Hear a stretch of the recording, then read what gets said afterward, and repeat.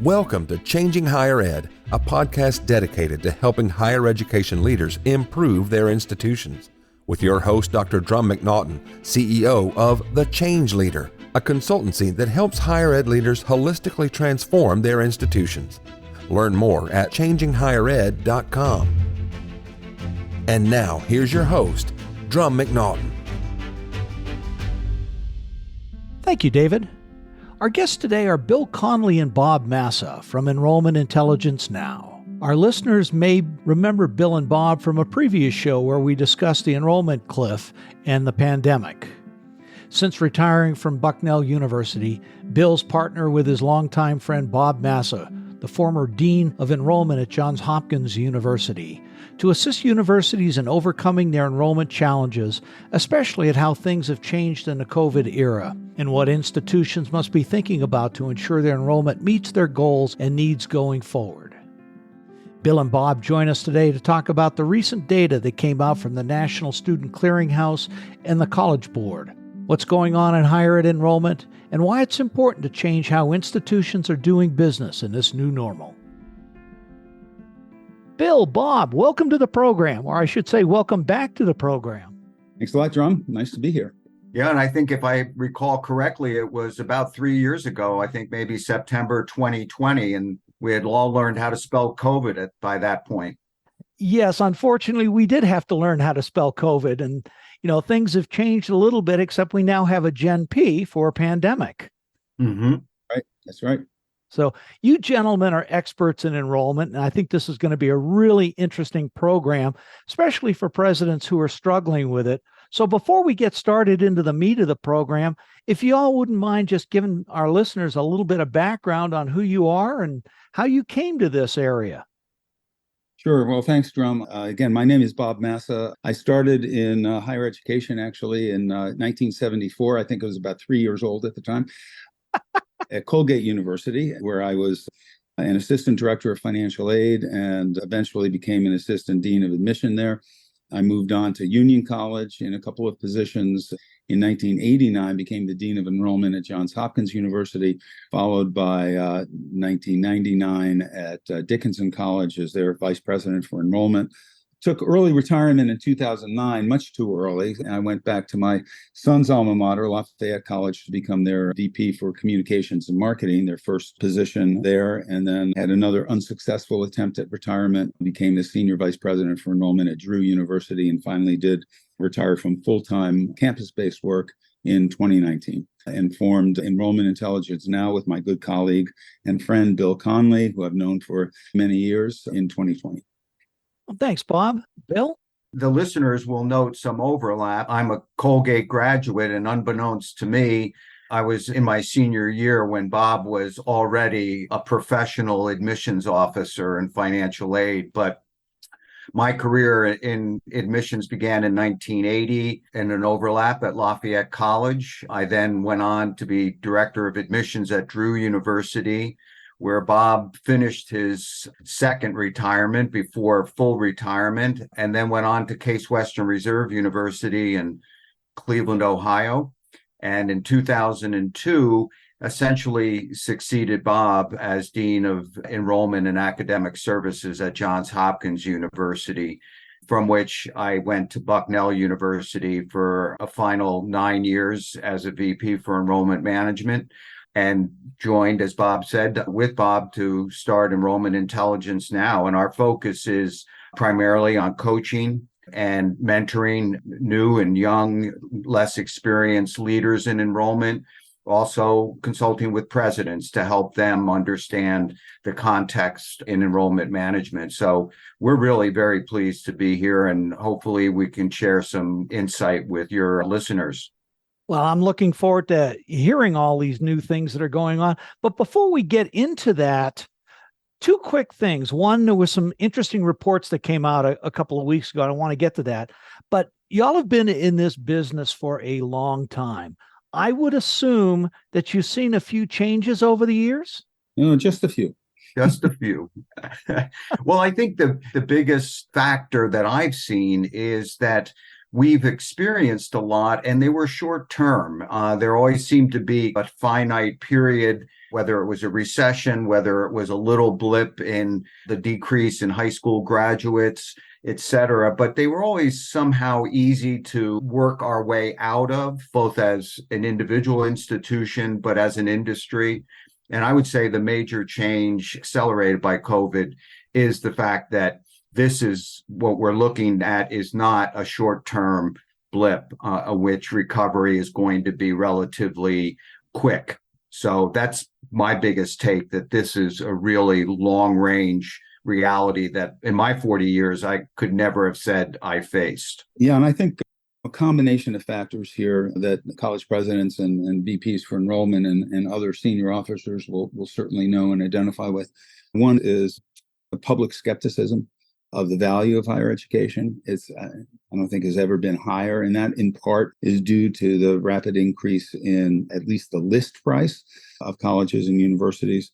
And I think the other, quite frankly, when you look at it, is the decrease in the number of students who are actually going on to college, the percentage of the high school graduation class, I should say, that are going on to college. And we'll hit on that a little bit later. So we not only have a demographic decline, but we also have a decline in the percentage of those who are graduating going on to college. So combined with increased costs and increased price, those two are different, and decreased perception of value, those are all converging, I think, to give us challenges that, frankly, we haven't seen before to that extent. Yeah, not to be trite or anything, but it almost seems like a perfect storm. That's right. I think it is. Yeah. And so the reports came out just recently. The College Board report and National Student Clearinghouse Research Center reports came out, and it's bearing out those very things that you were just talking about. The decline in enrollments, the pricing power has evaporated. Let's unpack those reports, starting with the College Board report. In terms of overall with prices, which is what the College Board really reviewed, the public four-year in-state list price, or sticker price, if you will, increased about 3% for four-year colleges before adjusting for inflation. In the private nonprofit four-year institutions, prices increased from last year to this year about 4% before adjusting for inflation. But that is not the story. The story really is the net price.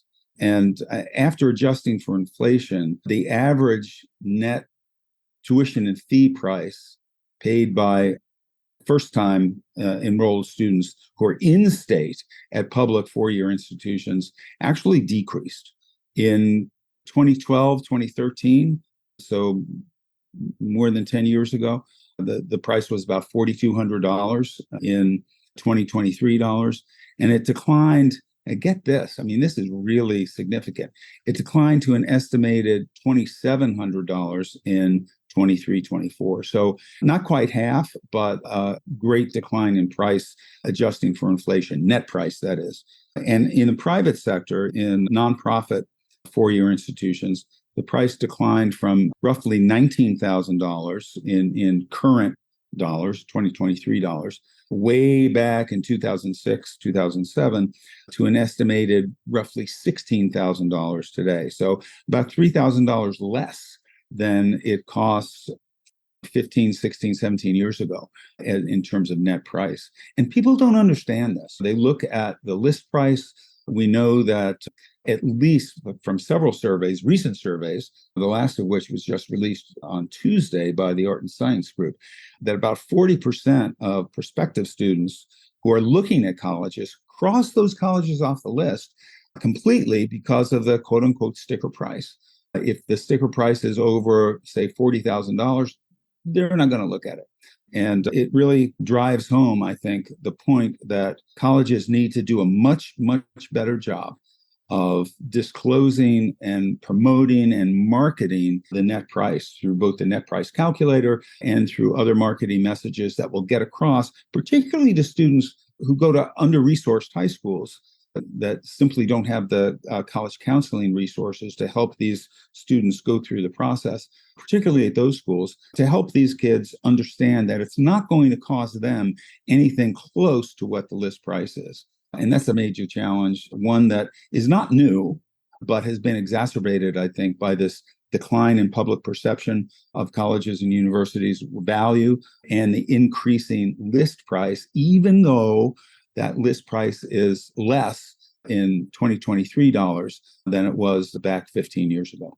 Those are interesting thoughts, and I'm sure we're going to cover it a little bit later in the program, but discounting has obviously decreased, and then also tuition resets. Those are things that are more important. Now, Bill, comments, thoughts? I would just say before Bill gets in that discounting has not decreased. Discounting has increased considerably. Oh, yeah, for sure. Yeah, and I guess that's where I was going to ask Bob, if indeed the net price to the consumer is less, then what's the narrative that we hear is that almost $2 trillion in debt and families can't afford it anymore? Is it because the colleges, to the point that Drumm just raised, the discount, the colleges are absorbing a higher burden? Yeah, I think so. And of course, so that's the good news, bad news, right? So if it's actually costing students less today in real dollars, in 2023 dollars than it did 15 years ago, that means that institutions are netting less. And when they net less, they can provide less. And so that's the conundrum. And you get what you pay for, but in higher education, we try to do it all and to provide the same level of service and support that we did 15 years ago while netting really less revenue. And that's why we're seeing throughout the country, both in the public institutions, public flagship institutions, for example, West Virginia University, and in the private institutions. Most recently, I think I read about Bradley University cutting some 40 or so faculty positions. That's why institutions are hemorrhaging to some degree. It's interesting, though, when we compare net price to 15 years ago to now, as you know, having lived through that, we go, yeah, okay, so it costs less. But the perception of students coming into it is no, it doesn't matter whether it's 15 years ago, less price net than it was. This is what I have to pay, and I've got to take out a student loan to do that. So where is the value in that if I can't pay that student loan back for 20 years, if not longer? Well, and I think the other factor is, too, that we haven't introduced the CPI, what actually people are earning. And we do know in this period of time, the top 1% has done exceedingly well. And that adjusted for inflation, incomes have not done very well overall in the same period of time. And Bob, one of the things that you probably had read, Paul Tough wrote a very interesting article in the New York Times Magazine that was dedicated to higher ed. It was called Not You, as in, are people doing universities anymore? But the article was, for most people, the new economics of higher ed, making going to college a risky bet. And what he unpacked, and there were a couple of economists in there, is that the college wage premium, the one that colleges have used in the value proposition, has continued to be strong, that college graduate out earns in wages a non-college graduate, but it's the college wealth premium that has dissipated because of paying a higher price, one they can't afford, the loans they have to take on, and how that impacts their ability to buy a home, which is the equity builder, et cetera. So what do you make? Is that something that Americans are feeling, that they understand that premium isn't what it used to be? Well, I think in terms of the value proposition, a recent study just came out, I think, by the Chronicle of Higher Education that showed, actually optimistically, that only about 20% of the families that were surveyed thought that college did not educate students well. And almost 80% thought that they did. But that doesn't speak to your question about the value. I mean, we could have a good education, right? But what is that going to mean in terms of my ability to get a job? And I think that's where colleges have fallen short, although many of them are placing on their websites and in their marketing materials outcomes information to help parents and students understand what actually their graduates are doing after graduation and are earning. So I think, again, it's an issue for colleges, and particularly college presidents and their staffs, to make absolutely certain that they are focusing in on those outcomes. Let's move on to the National Student Clearinghouse report that came out. That was another one that really helped understand who's going to college and what's going off. What did that report say, and what are some of the implications? Yeah, thanks. And I'll take a first swipe at that, Drumm and Bob. And that, just for definition purposes, the National Clearinghouse basically contains the records of almost like 95% of enrolled, post-secondary enrolled students. So it is the definitive data source. This particular study that is an annual, what we call the census report, when classes incoming and returning are measured. This report was measuring year over year how enrollments looked. They had about 9 million students in the report, about 55% of colleges in this data set. And so that's a significant number. In short, I would say this was cautionary good news, very cautionary. In the report, one of the newspapers that talked about it said, as much as it shows some encouragement, that is 2.1% increase in enrollment in higher education over last year, that it still pointed to storm clouds ahead. And let me unpack that a bit. So overall, enrollment's up 2.1%, but first year enrollment is down 3.6%. And that's a difference. So they account for who's enrolled totally, with including the new first years, but then they take the first years out and say, okay, what's happening there? The credentials, undergraduate credentials, certification programs, they're up 10%. Graduate certificate programs are up 6%. BA degrees are about 1% up. So what's carrying this is not traditional four-year public and private nonprofit institutions. And let me talk a little bit about the demographics or the race profile. The white student profile is basically flat, and the Asian and Latinx are up both 5%. But they're very small ends relative to the white population. And so what we're continuing to see is and HBCUs, by the way, are up very strongly. But the predominantly white institutions, four-year and public and private, are struggling because the white population is, as we know, declining. But in the first year cohort, private enrollment is down 4%. Public is down 6%. And the for-profit four-year programs are up 11%. Wow.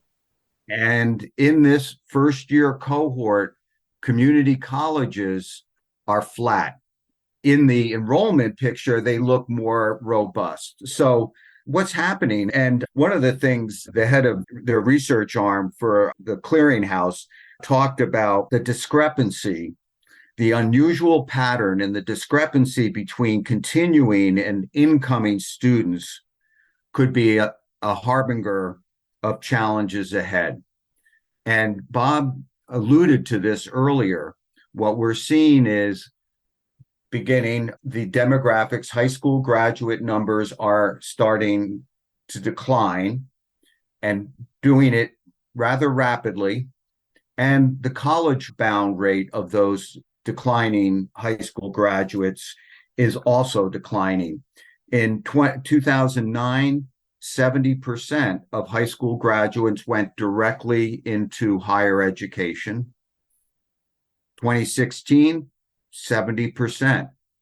2022, 62%. And in some states, I think in Indiana, I think, Bob, it's maybe as low as 53%. That's right. So this report, the National Clearinghouse, doesn't really tell us anything about the pipeline. It just reports what the pipeline is delivering or not delivering. And what I would say is that in a different demographic report, 75% of counties in this country have experienced population declines. And 75%, I would say probably a disproportionate number of those are in the Midwest and the Northeast. And those colleges, especially private, small liberal arts colleges, are highly clustered in the Midwest and the Northeast. And if you're a president of one of those colleges, or frankly, a regional public in these areas, the demographics are very daunting. And so 4 years ago, I wrote an article for the Chronicle that was called The Great Enrollment Crash. We've heard now the enrollment cliff. And what I would say to the presidents, it's not a cliff. It's not really a crash, because then it's, well, we have no choice. What it is more like a long, steep downhill. And 2025 will be the first significant trough on this downslope because of the birth dearth that came out of the Great Recession. 2035, which at one point pre-COVID seemed to be like a point where we start seeing an improvement, but COVID created yet another birth dearth. And so what we're seeing is a review or a revision of expectations. In 2035, we should see yet another trough, likely to be deeper than the one that we'll see in 2025. So I'm an optimist by nature, Drumm, and Bob knows that, but I can't spin it like Pollyanna. I think what we're seeing is a long, long haul that is going to require significant adaptation, particularly for traditional four-year colleges that count on heads on pillows and, dare I say, butts in seats. This is going to be a tough haul. So that's the clearinghouse. And I think this report may be viewed as the most positive one they'll release in many years. That's scary. So I think we've done a good job of setting the stage. And we would say, presidents, you're in for one heck of a roller coaster ride for the next few years. So what should colleges be doing? How can they mitigate this? I know we've got an oversupply right now of colleges. We're starting to see an acceleration of closures, mergers, those type of things. What can presidents do to mitigate these challenges that they're facing and going to continue to face? The first thing is to acknowledge that there really is a demographic challenge here. And those of us who have been around a long time know that we faced these before. Faced them in the late 70s. We faced them in the early 90s. We certainly faced them at the end of the first decade of this century. But all of those were different in that we could easily recover by changing a few things. Some undergraduate colleges increased graduate programs, for example, or all female colleges went co-ed, all male colleges went co-ed. And then there was always a recovery. But today, not only because of what happened in 2007, 2008, in terms of the economics and the vast decline in birth rates then, but also, as Bill just mentioned, the decline in birth rates because of COVID, which will really plague us in the higher education field for years to come. So I think the first thing is to realize that we're serious this time. This isn't crying wolf. This is the real thing. And I would also encourage college leaders not to look at the clearinghouse data with rose-colored glasses. Enrollment's up 2.1%. We're recovering. The devil is in the details. At least half of that is actually 40% of that is in the community college enrollments. And half of the community college enrollments is because of dual enrollments from high school. So that's great for the community colleges and it's great for the students. But down the road, that's going to mean for four-year colleges that students entering as freshmen will have advanced credits and will get out probably in 3 years rather than 4, which means, again, a revenue issue for those institutions. I think we've seen, for example, in Virginia, a 2% enrollment boost in spite of all of the challenges that they've been going through. But some colleges in that state, the regional colleges, are experiencing enrollment declines, whereas places like UVA and Virginia Tech and William and Mary aren't. So one of the challenges, of course, to enrollment growth is that many students are choosing to enter the workforce instead of going right to college, while others are certainly questioning whether colleges are worth it. So I would say that, again, I've said this before, it really is critical to pound home the value proposition, to make very clear what the net price is. And I know that's difficult for schools because you can't just say the average student pays whatever it is, because there'll be students who are paying more than that. There'll be students who are paying less than that. And if you set that as an expectation, then you're going to disappoint some people, and the yield is going to be impacted as a result. So I think it's really important to be able to break down by perhaps GPA, perhaps income, what students in different categories are actually paying, and to get that information out front quickly. Because again, it's important for value perceptions for students to be able to, and parents to be able to understand what they're paying for. The other thing is every college and university is going to be looking at new markets for them. And so to think that if I only go to Florida, or if I only go out to Southern California and I'm in school on the East Coast, that's going to solve the problem. Well, it's not, because everybody else is out there too. So I think being distinctive in terms of what you're offering, being creative, and understanding what, if you'll pardon the expression, what the market demands, all of those are critical. And the whole liberal arts education being one that teaches students critical thinking and teamwork and the ability to work with others, that's all critical. But that's not, I hate to say it, that's not selling today. So colleges need to be able to serve that, because that's at the core of their mission, while at the same time showing that they're very sensitive to what's needed in the workplace today, and actually demonstrating firsthand to prospective students and parents how that's actually being done. One of the things that colleges should be publicizing is employability. And the colleges that I'm seeing that are doing the best are doing that. In fact, some of them have even said within 6 months, 90 or 95% of all our graduates are employed with good jobs.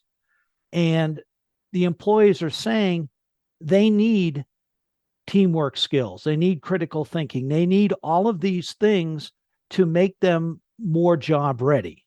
So I think understanding what your market really is critical, but it's also getting the employer input and then publicizing it, like you said. And I think also it's important for presidents in particular to demand an in-depth analysis of their applications over time, where they're coming from, where the declines are, and also what the enrollment yield is in those particular markets. Because rather than casting a wide net, I think it's important for enrollment managers, and presidents need to be aware of this, to focus in on areas where they've seen significant decline versus other areas where they've been quite stable. So it's, again, the devil is in the details, and presidents need to insist on specific data that show that.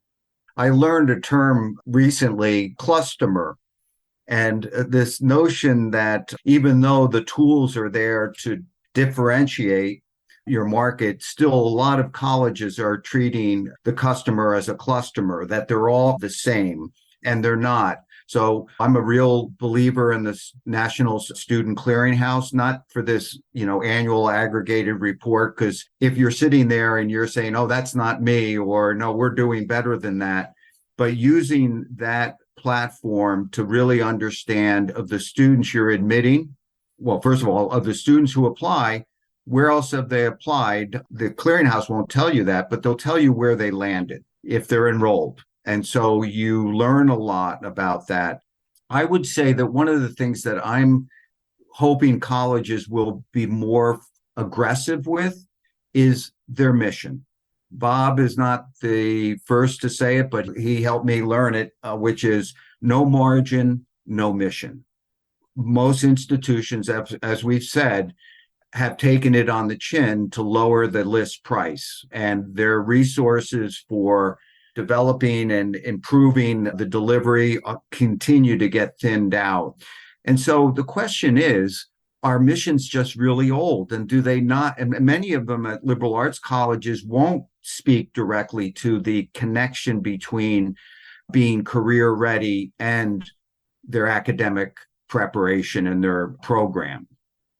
And I think you need to really go back to your mission. Students and parents, by the way, do not visit the college mission section of your website. They just know what is being delivered. But how colleges behave and how they adapt is embedded in the mission statement. And if that mission statement is irrelevant, given the current realities and long-term realities, these are not short-term changes, then look at the mission statement, upgrade it. And because how can you move the faculty if they say, well, we're not doing that because that's not our mission? Well, adapt the mission. And the other thing I would say is looking clearly, as Bob said it, what is your market? The majority of students travel no more than 100 miles to college. And that's why even if everybody's not recruiting in Southern California, it's not happening. Those students, by and large, their parents, if they went to college, didn't go to a private liberal arts college in the Northeast. And they're not likely to do it. So anyway, I think the idea of scaling to demand, and we brought up earlier West Virginia, there is no question that the demographics, the high school graduation rate in West Virginia and the contiguous states is going down precipitously, and it will not change in another 20 years. They're already adapting, scaling to the demand. And I think that's not a bad thing. If you're a small liberal arts college enrolling 1,800 students, maybe you're better off at 1,200. And so I think that's another thing. It's a tough pill to swallow, but I think that's an area where there has to be serious consideration. So far we've talked about price sensitivity and the markets. We've talked about knowing what your market really is, aligning mission with demand and adapting to long-term changes, scale to demand. What about understanding what your unique value proposition is and building on those core strengths? Are those important? Those are critical. I can't emphasize enough that institutions who know who they are, who are true to their mission, and who can articulate it well and promote it well are going to, even in this challenging environment, are going to succeed. I live in the Baltimore region of Maryland, and one of our institutions recently, the Notre Dame of Maryland University, acquired the Maryland University of Integrated Health, which was located about 30 miles away from Baltimore in Laurel, Maryland. And it was an institution that was having some enrollment problems, number one, but number two, had programs that were very much related to Notre Dame's programs in nursing and health sciences. And that institution, Notre Dame of Maryland, just acquired Maryland University of Integrated Health, and basically will absorb its graduate programs next year and the year after, and will promote itself as the first comprehensive university to have a dedicated integrative health school. Now, they're building upon their strengths. They're very strong in the health sciences, and they're a regional institution. They're not a national institution. They draw students primarily from Maryland and the contiguous states. But to be able to play to their strengths and say, we're the first university to have this integrative health program that includes nursing and physical therapy and other areas of health, is going to be a big boost, I think, to their overall market position. Now, these are graduate programs, but I guarantee you that they're going to promote those graduate programs to their undergraduates, as some institutions have already done. One was Spring Hill Institution in the South, will guarantee that students who graduate with an undergraduate degree will be able to get into, with much reduced tuition, the graduate program. And I wouldn't be surprised if Notre Dame in Maryland instituted something like that as well. One of the things I would mention about the value proposition, what I continue to see is institutions talking about features rather than benefits. Right.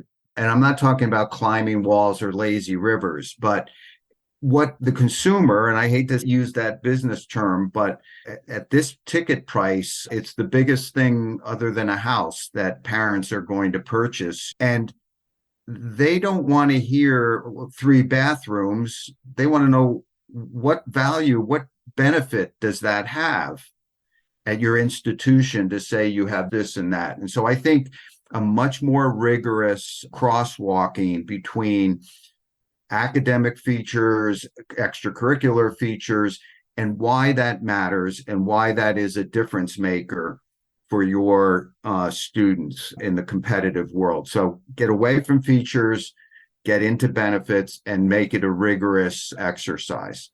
I'm starting to see a lot of that in the mergers area as well, where institutions are acquiring other institutions to really scale up the reputation of their particular program. It's a great idea for doing a merger to be able to offer a world-class program and say education, or business or whatever. Right. Since 2018, there have been 95 college mergers in the last 5 years, which is 4 times as many as in the previous 18. Yep. So I find it interesting that those mergers are not, you're not going to see a lot of private liberal arts colleges, but Bob and I both worked in Pennsylvania where, they're cheek to jowl, and you wonder over the next 10 years, do they need to have 5 chemistry departments within 40 miles? Is there, and we know there's some institutions like the Fenn Group in Boston that have shared utilities and other overheads to lower some costs, but they're not so anxious or willing to do something more in terms of sharing academics. But I do think that may not be a merger, may be we don't need to duplicate within such a narrow geographic range so many programs. Let's split up and be famous for something than not everything. We're seeing a lot more of that. That's a big challenge for colleges, particularly in the Northeast. I mean, when you talk about, and I don't know the exact number, but you talk about Pennsylvania and New York and the states in New England, each of them have 3-digit numbers of private colleges, over 100. My little state of Maryland has 18. Texas has a handful. California has more. But the bottom line is, with all of those small private colleges, it's very difficult to distinguish yourself in that field. And so this is one of the reasons I think why it's absolutely critical for presidents and chief enrollment officers to focus in on their mission, to describe in very much detail the benefits, and to make it affordable for students. That's easier said than done, but it's got to be done in order for them to not only survive, but thrive. Well, that sounds like 3 takeaways for presidents right there. What do you guys think? Yeah. Well, I would put a cap on it, and this sounds self-serving given where we started about our background in enrollment management. But I would say number 1 on my list as a takeaway, invest wisely in enrollment management leadership. It is still stunning to me, Drumm, that there are too many institutions, even though they know that net tuition revenue, undergraduate particularly, is their lifeline, and they don't put a priority on the leadership position and the tools that leader needs to fight the good fight. So I think that would be number 1 in my list. Again, I know it sounds a little self-serving, but I don't think there's any other way around it. And I think I would go one step further in saying, understanding that there's really no single solution to this enrollment and revenue stress that we're feeling, so that everything that you do as a college president, as a higher education leader, has to have a relationship to your enrollment. How is this policy going to impact the enrollment? How is this academic program whether it's here or whether we discontinue it or whether we start a new one, how is it going to impact the enrollment? I think everything that you do needs to have an eye on its impact on your ability to attract and retain and graduate students. Yeah, and then I would just wrap up and say that again, no margin, no mission. And I would really ask the presidents to dust off that mission statement and be honest about how it has been perhaps inhibiting your ability, your institution's ability to adapt. And I think that is really something that is fundamental. But this is an unprecedented period of time in higher education. I think it's the first time it really is in a no growth, in fact, negative growth environment. And it's not going to turn around anytime soon. So I don't like to end on a downer note, but I think in our toughest times, we become bold and creative. And I think that's what it's going to take. Well, very good. Well, gentlemen, Bill, Bob, thanks so much for being on the program. It's been a fascinating conversation for me, and I look forward to the next time we get together. Same here. Let's hope it's not another 3 years. Exactly. Let's hope it's not a crisis time in 3 years. Right. True that. Thanks for listening today, and a special thank you to Bill Conley and Bob Massa for their sharing with us their insights on higher ed enrollment and what presidents can do to change how they're operating and thinking in this new normal that higher ed finds itself in. Join us next week when we welcome back Tom Netting, our Washington reporter, who'll be giving us an update on what's going on at the Department of Education and in Congress. Thanks for listening. See you next week. Changing Higher Ed is a production of The Change Leader, a consultancy committed to transforming higher ed institutions. Find more information about this topic, along with show notes on this episode at changinghighered.com. If you've enjoyed this podcast, please subscribe to the show, and we would also value your honest rating and review. Email any questions, comments, or recommendations for topics or guests to podcast@changinghighered.com. Changing Higher Ed is produced and hosted by Dr. Drumm McNaughton, post-production by David L. White.